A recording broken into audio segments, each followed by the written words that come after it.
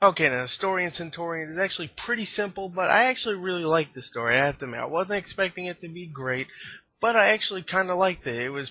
It's newish, I would say. Pretty much, it follows the Ninth Legion, who is a pretty much a group of Roman soldiers or Centurions, and they're pretty much a group of Centurions trying to go and kill this tribe that is pretty much killing off Roman outposts, and they're pretty much going, you know what, we're sick, so we're gonna pretty much make the Ninth Legion and then go and kill all those guys, the Picts they're called, and the Peaks, whatever, and they're pretty much going out and saying, you know what, let's go kill them, and something happens where they don't succeed at all. They actually almost all get killed except seven people. One led by Michael Fassbender's character, Diaz, and pretty much what Diaz, the I guess the captain or the commander now, is pretty much they have to pretty much go and try to get out of here before the Pecks come and hunt them down. And the reason why the Pecks are hunting them down, it's kind of a spoiler, so I'm just not going to do that. But there's a reason why the Pecks are hunting them specifically down. And pretty much, I really thought the story was pretty interesting. I don't tell stories very well, so you might have to read it off somewhere like Yahoo or something. But I thought the story was really, really well done.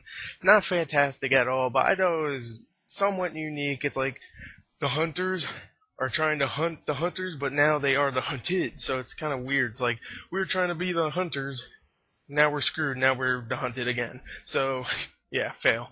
So yeah, I really liked it. So if I had to give it a score, I give it a point. I'll give it a point 7 out of 1.0. So yeah, let's go on to the sound. I mean the sound. Oh shit! I think I'm reviewing the game again. Now let's go on to the acting of the movie. Okay, now the acting in Centurion was overall, I was surprised. It was actually pretty good. Now, it's not fantastic, no way. The dialogue is pretty cheesy in some parts, but overall the actual actors do a good job with the lines they are provided. Now, don't expect this to be a big period piece kind of, it's going to be, oh my god, so, immerse you into the world. Don't expect that, and don't expect the actors to immerse you into this world because they don't. But they do a good job. The main guy, Michael Fassbender, you've seen him before. He was in Jonah Hex. He was in Inglourious Bastards. Probably other movies I can't remember. But he's actually really, really good as the main lead, and I could definitely see his career going like further, like just being a bigger and better badass than he was in this film. Like he was a pretty badass in this film, but I think he could be more badass later on. So overall, I thought he was really good. Dominique West, who you've probably seen in other movies like Punisher, Warzone, and he was also in 300. Uh, he's pretty good. He's not in it that much, even though he's the co-star. But overall, I thought he was actually pretty decent also. Who else? Ooh, there's Olga Kurylenko, who you've seen in Quantum of Solace and the James Bond film, and Max Payne and Hitman.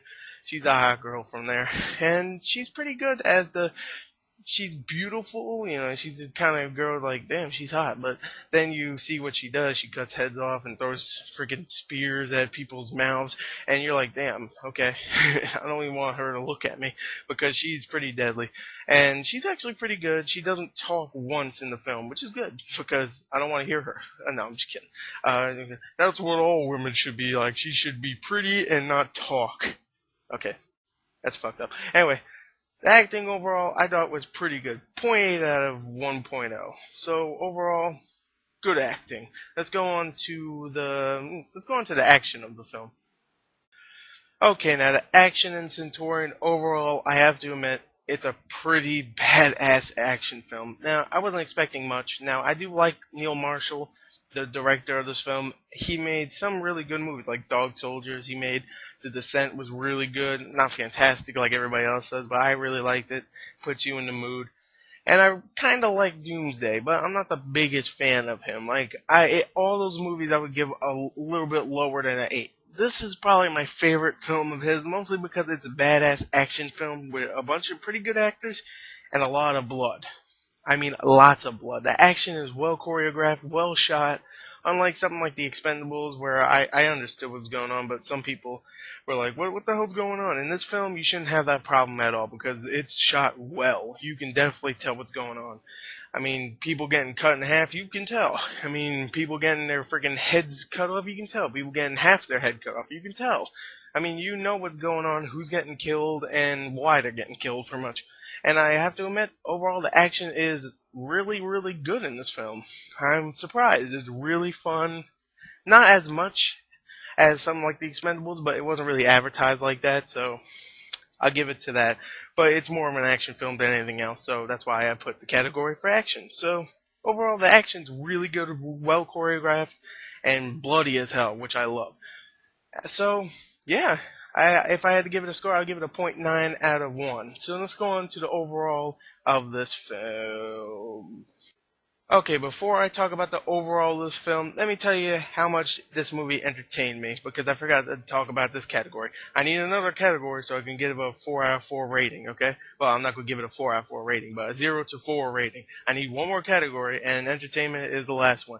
I'll just say it right now, I was extremely entertained by this film. It was never boring. There was parts where it was like, alright, there's no action, they're just going to talk. And even that was entertaining. Some of the characters were really cool, not memorable really, but pretty good, not annoying at all. And yeah, overall, I just thought it was a very entertaining, bloody action film. And I think you guys should see it. I went to the theater and I was the only one in there. I was actually lucky that I got this in my theater because my theater ain't that great. I was like, of course they're gonna have The Last Exorcism and freaking the other movie that came out this week, Takers, but they're not gonna have this. And they didn't have Takers.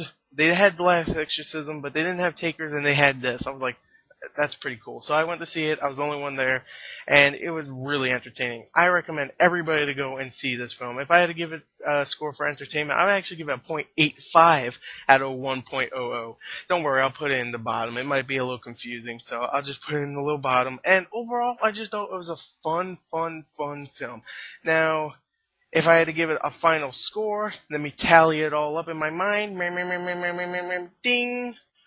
A 3.25 out of 4. So there you go. There's my review of Centurion. Hopefully you go and check this film out because it's actually pretty good. Don't expect it to be a fantastic film. Just expect it to be a fun, bloody romp. So there you go. There's my review. Yeah. There you go. And 3.24. I mean 3.25 out of 4. And goodbye.